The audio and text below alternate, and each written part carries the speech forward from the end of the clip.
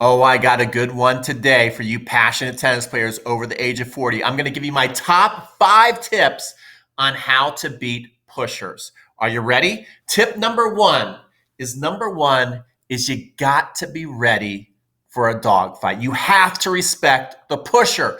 Too many tennis players look at a player over the other side of the net and go, well, they don't have as good a strokes as I do. I should be blowing them off the court. They don't even belong on the court with me. Well, let me tell you something.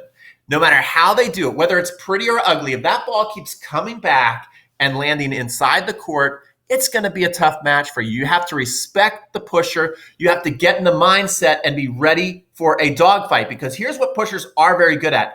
They are ready for a fight. And if you're not ready for a fight, then you might end up shaking hands and losing the match. And you know you don't want that. You know you don't want that. Okay. Tip number 2 is you have to figure out what level of pusher you are playing. This is very, very important. I don't think a lot of people think about this. There's different levels to pushers. The lowest level is a pusher who literally has no weapons. They just can't put the ball away to save their life, but they can keep the ball in. The most sophisticated level of pusher, and I played some, and they are no fun to play, is the pusher who plays possum, to where they kind of go to sleep when you're in a neutral rally with them, and then if you attack them, they can pass you. If you give them a short ball, not necessarily that they come in and just crush it, but sometimes they can, but they know how to end and win points on their own too. And that's a very sophisticated type of pusher. You don't want to play these people, but you want to figure out who you're against.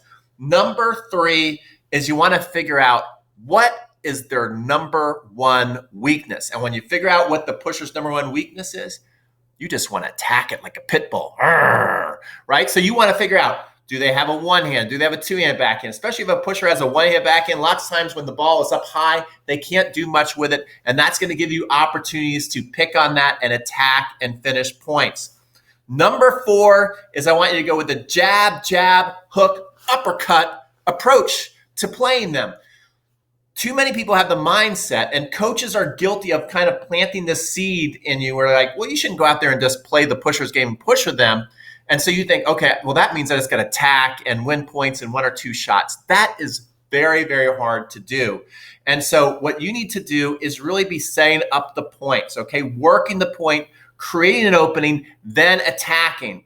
It's going to be very hard for you to win a match if you think you're just going to go out there against a pusher and serve aces all day, and every time they put a serve in play, you're just going to smack a winner, all right? You're going to be disappointed in that result. So you want to learn how to be patient and set up points. It doesn't mean that you're playing the pusher's game just by settling into some rallies with them.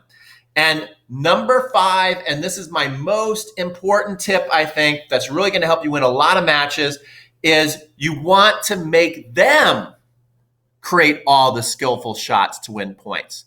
Not a lot of people think like this. So what I'm getting at is, in general, most of the time when you go out and play a pusher, you think that you have to come up and hit all the winners and go to the net. And then what ends up happening, you make unforced errors as you're hitting an approach shot. You come to the net, you can't quite put it away, and they either lob or pass you. And it becomes very, very frustrating.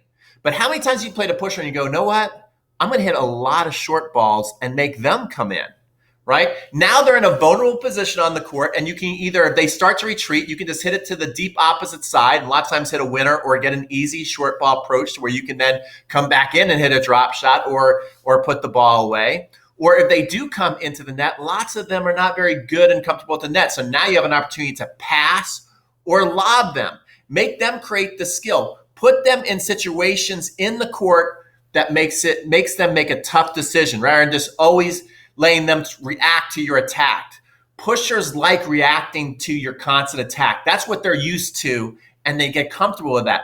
But most pushers are not comfortable attacking, so make them attack. Make them come up with a skill. Hit a lot of low short balls and see how they handle that. Okay, so there's your top 5 tips. Let me recap one more time. Number 1 is you got to be ready for a dogfight and respect those pushers. Trust me, they're going to be ready for you, so you got to be ready for them. Number 2 is you got to figure out what level of pusher are you playing. Someone who cannot attack you, or someone who's playing possum out there, and just because they're rolling the ball in play doesn't mean that they cannot also put the ball away on you. Number 3 is figure out the pusher's number 1 weakness and pick on it relentlessly like a pit bull. Okay, number 4 is you want to do the jab, jab, hook, uppercut approach. It's just not about hitting winners constantly. That's a really, really tough way to go to be a pusher. And number 5 is figure out ways for them to create the skillful shots. Does that make sense? Hey, if you like this video, I want you to give it a big like. Whether you're watching this on Facebook, YouTube, wherever you're watching it, give it the likes, share with all your friends. And if you're looking to get your game to the next level in the fastest way possible, how about improving up to 2 levels in less than 12 months? Then I want you to check out my free 8-part training series where I have this awesome, amazing program called Next Level University. I want you to join it. I don't want you to be a dropout. Come on, join it. And I'll see you on more Tips Over 40 videos, because I know that you guys are the most passionate tennis players out there that I've ever come across. I love you. I hope you love me, and I'll see you on the next video. Hey guys, Pete from Crunch Time Coaching. Today we've got a really cool lesson for you. We're going to teach you the super spinner boomerang drop shot.